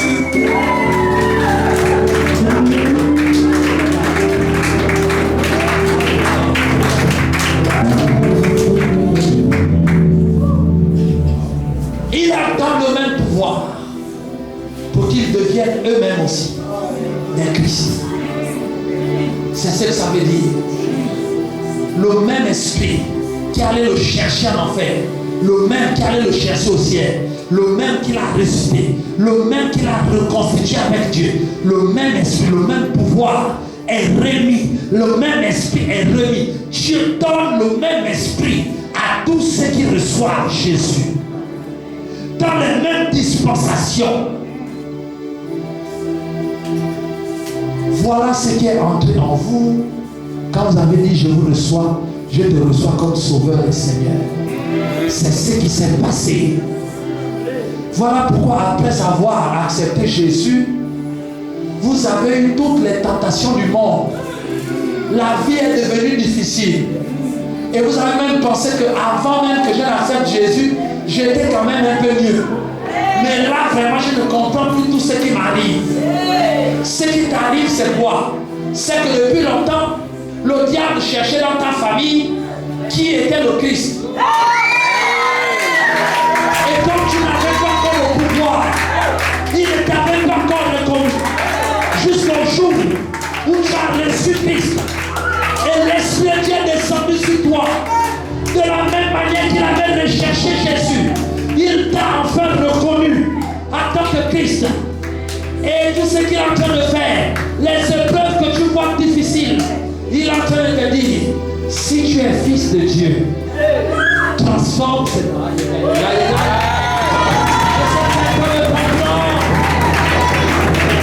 il est en train d'essayer parce qu'il a déjà vu le pouvoir qui est en toi. Il dit le même pouvoir qui est en Christ. Et il vient te voir. Et il rend difficile ta vie. Et il te dit, si tu es fille de Dieu, trouve le mariage. Si tu es fils de Dieu, maintenant trouve le travail, je veux voir. Parce que les fils de Dieu, les Christ, ont la capacité de transformer les choses. Donc là où tu travaillais avant, il va provoquer le licenciement. Après, il va venir te dire, si tu es vraiment fils de Dieu, alors crée un travail. Parce qu'en réalité, le diable sait que les gens qui sont fils de Dieu, les Christ, peuvent décréter un travail. Et donc, il te met à l'épreuve. Il dit, je vois le pouvoir en toi qui peut créer le travail. Bon, on va faire un travail pratique. Je vais enlever là où tu travaillais et je vais voir si tu vas déployer le Christ qui est en toi.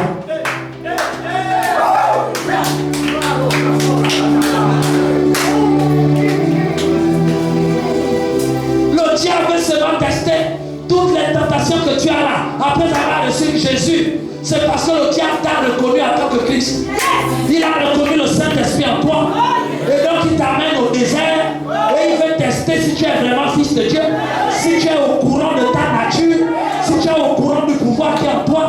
Il veut voir si tu sais comment exercer ce pouvoir. Voilà pourquoi il te tente et il te met les bâtons dans les roues. Alors au lieu de ça, au lieu de dire il est écrit, tu passes le temps à pleurer et tu décides de ne plus venir à l'église.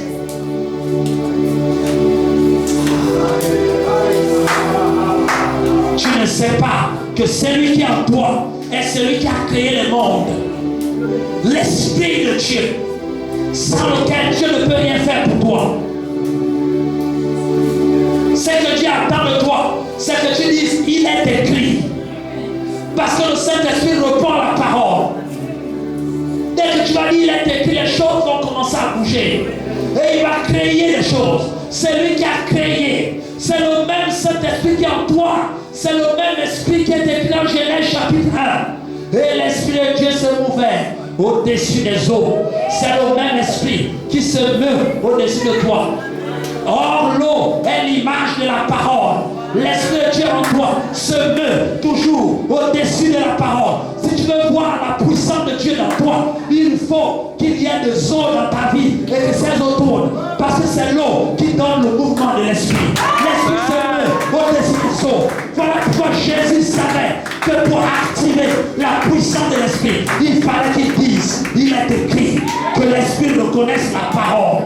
Parce que la création, l'Esprit doit se mouvoir au-dessus des eaux. S'il n'y a pas de l'eau de la parole, l'Esprit de la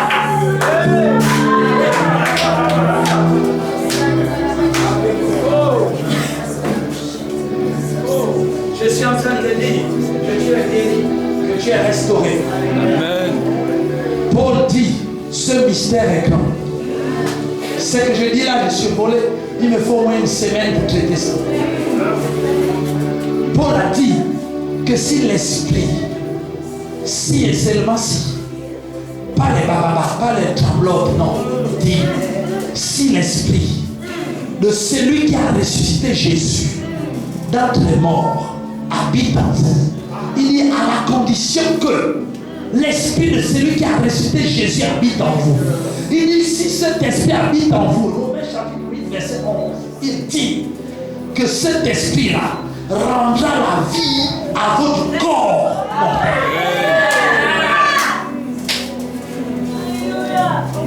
L'expression grecque dit l'Esprit de Dieu là patrouillera dans ta vie pour remplacer la vie par la mort. Ça veut dire que lorsque tu es de Dieu, pendant que tu es en train de dormir et que l'Esprit de Dieu en toi il patrouille, pendant que tu marches pour venir à l'église il patrouille, pendant que tu m'écoutes il patrouille, il y a une patrouille de l'Esprit de Dieu dans ton corps. Il passe de cellule en cellule, d'organe en organe, il regarde. Et là où il y avait la mort, il remplace par la vie. Il remplace. Il remplace l'Esprit. Voilà pourquoi Jésus n'a jamais été malade. Les apôtres ne sont jamais été malades. Moïse n'a jamais été malade. Abraham n'a jamais été malade. Parce que l'Esprit de Dieu en toi patrouille. Tu as besoin de connaître qui tu es et de réaliser qu'à partir d'aujourd'hui, le diable ne va plus te tromper.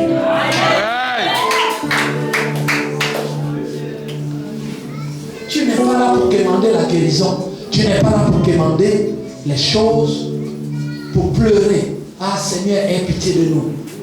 Ça c'est clair. Dieu ne pleure jamais. Il ne sommeille, il ne dort. Dieu ne pleure pas devant l'adversité. Quand Dieu a vu le tohu-bohu, il a dit que la lumière soit. Dieu ne s'est pas assis pour pleurer. Le Saint-Esprit ne pleure jamais. Lorsque vous pleurez devant vos difficultés et que vous ne savez pas quel est l'esprit que vous avez reçu, lui-même il se met de côté. Il vous laisse parce que Dieu ne pleure pas devant la difficulté. Dieu ne cherche pas. Tout ce que vous avez besoin, c'est en vous. J'ai besoin de quelqu'un qui dit ce soir, je ne savais pas, maintenant je sais. Je ne savais pas, maintenant je sais. Je ne serai plus trompé. Je ne serai plus trompé. Non. Maintenant je sais ce que ça veut dire être chrétien. Voilà pourquoi Dieu a posé la question à Pierre. Il dit que, hé Pierre, toi et tes amis, vous qui me suivez, vous qui me suivez, vous qui me suivez, est-ce que vous savez qui je suis? Tout est là, mon frère. Est-ce que tu sais qui est le Christ? La puissance.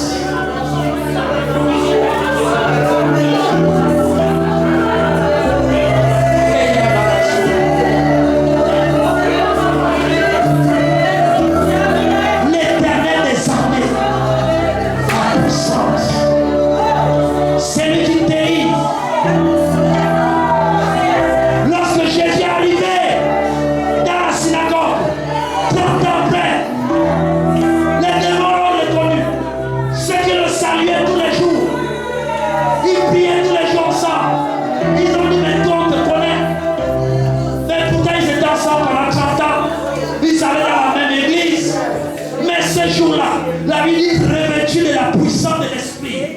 Jésus descend à Capernaum. Il est le Christ. Les mêmes démons disent on te reconnaît.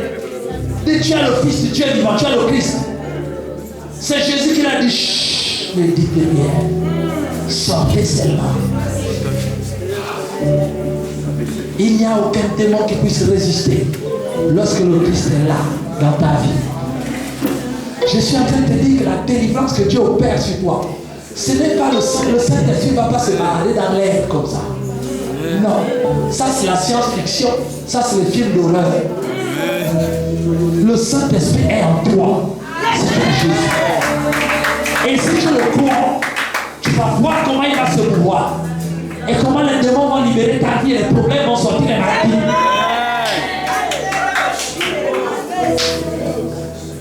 Qui dites-vous que je suis? Vous vivez avec Jésus. Vous avez connu le Christ, le pouvoir. Le diable ne résiste pas devant le pouvoir. Le pouvoir du Saint-Esprit, il est reconnu de loin. Il est reconnu, mon frère. Il est reconnu. La puissance de Dieu. Un jour, j'étais allé au village. Je rentre dans la maison qui me recevait. Il y avait des amulettes, des cornes, des choses attachées, des plumes, des machines. Oh, il n'a pas séché le sorcier, c'est pas grave. Je vais aller, je vais dormir là-bas tranquille. Alors j'ai fait une déclaration. J'ai dit à partir de maintenant que je suis arrivé dans ce village, dans cette maison. Je parle à la création. Parce que la création attend la révélation de qui? Pas des chrétiens, mais des fils, donc des Christ. Ceux qui sortent de Dieu. La création attend. Parce que la création était soumise à la vanité. J'ai dit, maintenant que je suis arrivé, je déclare, et je vous parle à vous, manguiers. Je vous parle à vous, bananiers. Je vous parle à vous, tous les arbres fruitiers qui sont derrière les maisons. Je vous parle à vous, terre, le toit, les torts, tout, le bois, la terre. Je vous déclare que pendant mon séjour dans ce village, vous n'hébergez aucun sorcier. Vous ne faites passer aucun démon. Vous n'acceptez qu'aucun esprit vous utilise. S'ils vous demandent, vous leur dites qu'une grande autorité est arrivée dans le village. Je ne sais pas si un chrétien a déjà fait ça. Ça ne sont pas les prières des chrétiens. Les prières des chrétiens, c'est au nom de Jésus. J'envoie le sang, j'envoie ceci. Ceux qui ne connaissent pas leur identité, qu'ils sont en Christ. En tant que Christ, je parle à la nature. Christ est là. Je n'ai pas besoin de paniquer, je parle. Je dis pendant, je prononce un couvre-feu. Aucune activité de sorcellerie pendant mon séjour ici. En tant que première autorité du village.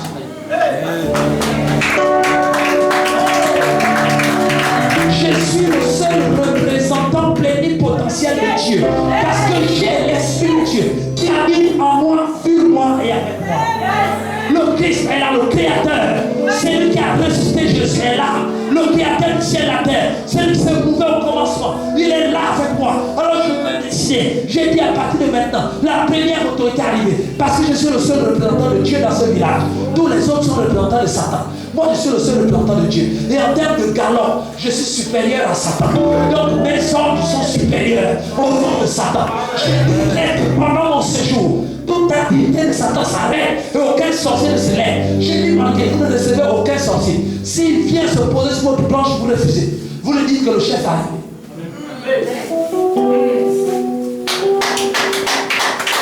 Ça, c'est la prière. Je donne les ordres, je dors. Et dès que je ferme les yeux, je vois une couronne de sorciers, de chauves-souris avec les têtes des humains. Oui, le fils de terre, il se prend pour qui? De quel droit il vient pour briser nos choses? J'entends les voix. Et ils viennent en flèche contre moi pour me détruire. Je lis, je regarde, et bien je lis, je dis, mais cela. Et l'Esprit de Dieu me dit, dis le vent de l'Esprit. J'ai seulement dit, que le vent souffle. Un vent petit est sorti nulle part, a balayé toutes les chauves-souris avant qu'il m'atteigne. Disparu totalement des bandades. Quand j'ouvre les yeux, il est 5 heures. Je me lève, quand je sors, je trouve le monsieur chez qui j'étais arrivé, déjà le vieux, assis déjà au hangar à 5 heures. Il a déjà mis le feu. Dès que je sors, il me dit, ah, le chef est arrivé. Je dis oui, le chef est arrivé.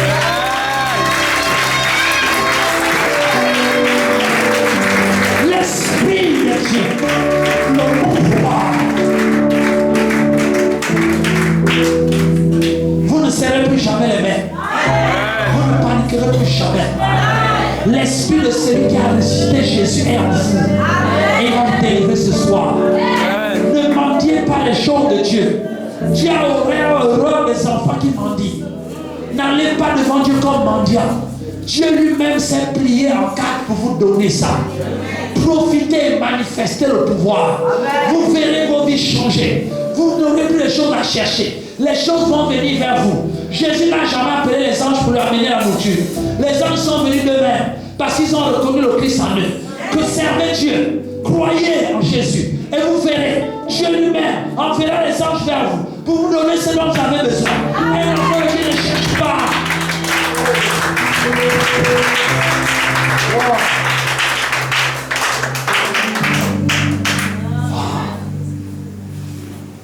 Il y a certains de nos prières, on pense qu'on fait du bien, mais le ciel est fâché. Parce qu'on ne connaît pas et on ne sait pas qui nous sommes. Un enfant de Dieu qui a l'esprit de la création. Et il vient dire, Seigneur, je ne sais pas ce qui se passe, jusqu'à quand, Seigneur, aie pitié de moi, et pense à moi. Et ceci, celui qui a reçu l'esprit de la création, l'esprit qui a créé toutes choses, l'esprit qui prend les choses dans le ciel, qui prend l'enfer, qui prend sur la terre, qui reconstitue, qui donne la vie, il est en toi. Et tu viens dire à Dieu, je ne comprends pas ma vie. Vraiment, si c'est comme ça, je vais t'abandonner. Je suis, oh le diable m'attaque. Oh ceci, ça c'est une insulte. Oh, à ce que Christ a fait à la croix. Vous n'avez pas saisi ce qui s'est passé. Non, non. Dieu n'est pas mort pour que vous soyez dans des églises. Dieu n'est pas mort pour que vous soyez seulement sauvés et aller au ciel se reposer. Non!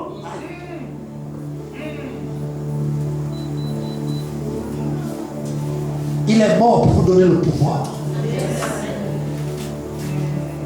Et il l'a donné. Si vraiment vous avez accepté Jésus de tout votre cœur, vous avez ce pouvoir. Mais vous ne saviez pas que vous l'avez. Et vous fuyez devant Satan avec ce pouvoir. Vous fuyez devant les difficultés avec ce pouvoir. Vous pleurez devant les problèmes avec ce pouvoir. Alors vous avez le pouvoir de la création. Quand vous parlez, toute la création entend. Parce que la voix que la création entend, c'est celle du Saint-Esprit. Vous n'avez même plus besoin de crier. Une petite parole, ça résonne dans le monde spirituel comme un tremblement de terre. Parce que c'est la voix du Créateur. L'Esprit de Dieu. Lorsque vous posez un pas, ça résonne tellement. Vous ne savez pas combien de démons ont fui sur la route quand vous étiez en train de marcher pour arriver ici. Vous n'avez pas conscience de qui vous êtes. Je suis venu vous dire qui vous êtes. Ne pas perdre cela. Ne pas se laisser embobiner par les problèmes de Satan. Satan voulait embrouiller Jésus pour lui dire, tu as fait, transforme les pierres en pain, transforme ceci. Non, Jésus avait un grand travail. Il avait à transformer les humains en pierre. Il n'avait pas à perdre le temps avec les pains et les pierres. Le diable ramène votre vie chrétienne sur des choses inutiles. Il te dit, transforme les pierres en pain. Ah non, moi je suis venu pour transformer les hommes en pierre. Pas perdre le temps avec le pain. Et toute la vie chrétienne, c'est maintenant, Seigneur, donne-moi le travail. Seigneur, donne-moi l'argent. Seigneur, donne-moi ceci. Ah, jusqu'à quand, Seigneur? Seigneur, je veux l'examen. Au nom de Jésus, je brise. Et ceci, c'est là. Ça, c'est des futilité. C'est rien du tout. C'est même pas le 1/10 de ce que Dieu a prévu pour vous. Toutes les prières des chrétiens, les réunions des chrétiens, c'est des choses vraiment de futilité. C'est-à-dire quand le ciel regarde, il dit, merde, lui là, je l'ai choisi pour porter toutes les sirènes de Port-Gentil hors d'état de nuire. Mais il est en train de jeûner et prier pour avoir 100 000 francs. Mais c'est quoi son problème? Alors qu'il a seulement à croire et activer l'Esprit de Dieu là, le fait de devenir riche. Il n'a pas besoin, mais ne perds pas le temps d'être 100 000. Les 100 000, tu les as déjà par l'Esprit qui est en toi. Tu as le pouvoir sur cette vie. Dieu veut te lever.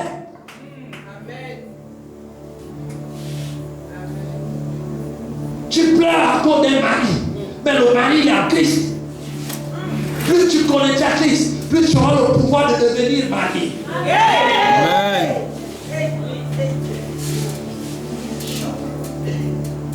Dieu t'a donné le pouvoir de devenir marié. Donc ce n'est pas une affaire de jeûne de prière. Ce n'est pas une affaire de pouvoir.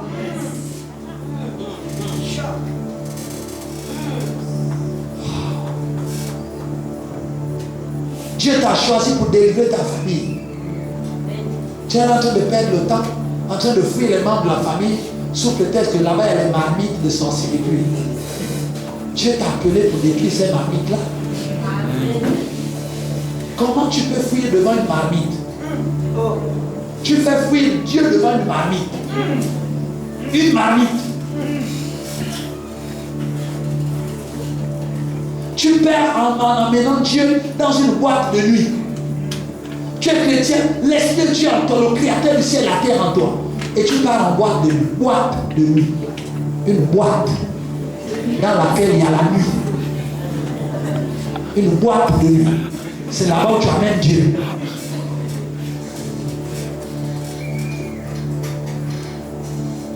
Wow. Est-ce que quelqu'un est malade ce soir? Quelqu'un a besoin d'une guérison? L'Esprit de Dieu est là. Il est là. La Bible dit vous connaîtrez la vérité. Et la vérité vous rendra libre. Je vois déjà des sourires sur les visages sans raison. Ça dit que le sourire est en train de revenir seul. Parfois tu es en train de dire, ah non, normalement j'ai des problèmes, je ne dois pas sourire. Mais le sourire vient seul. En fait, tu es debout.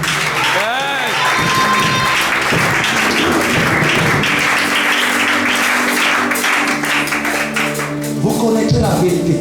Et la vérité vous rendra libre. La vraie délivrance, c'est ça. Lorsque la vérité est prêchée, les démons fuient.